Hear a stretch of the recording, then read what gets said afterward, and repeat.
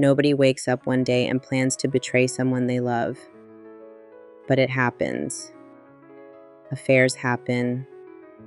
And when they do, the questions begin. Why? Why would someone risk it all? Why would a partner who once promised loyalty choose betrayal? What really draws someone to infidelity? Let's talk about it. Part 1. It's not always about sex. Contrary to what many believe, most affairs aren't purely physical. They're emotional. They're psychological. They're about something missing or something being avoided. It's not just about attraction, it's about escape. Part 2. The need for validation. Some people cheat because they don't feel seen anymore. They feel invisible at home, unappreciated, undesirable. And then someone else notices them, smiles at them, says the right thing at the right time. And in that moment, they feel alive again. It's not that they stopped loving their partner, it's that they started loving the way someone else made them feel. Part 3. Emotional disconnection. Sometimes emotional distance creeps into a relationship. Resentments build. Communication breaks down. Sex becomes infrequent or mechanical. But rather than confront the hard conversations, some partners disconnect. Instead of repairing, they redirect. To someone who feels easier, lighter, less complicated. Part 4. Poor boundaries plus opportunity.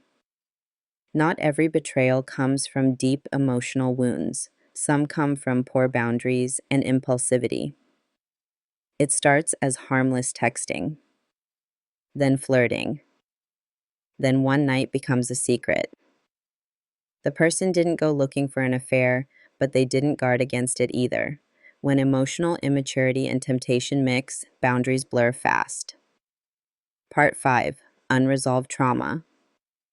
Many who cheat carry unresolved wounds, abandonment issues, low self-worth, fear of intimacy, addictive tendencies.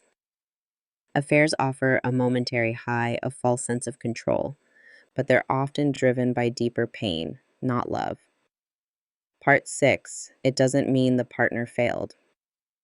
Let's be clear, a partner can be supportive, loving, attractive, and devoted and still be cheated on. Infidelity is not always a reflection of what you lacked. It often reflects what the betraying partner hasn't faced within themselves. Part 7. Affairs create illusions.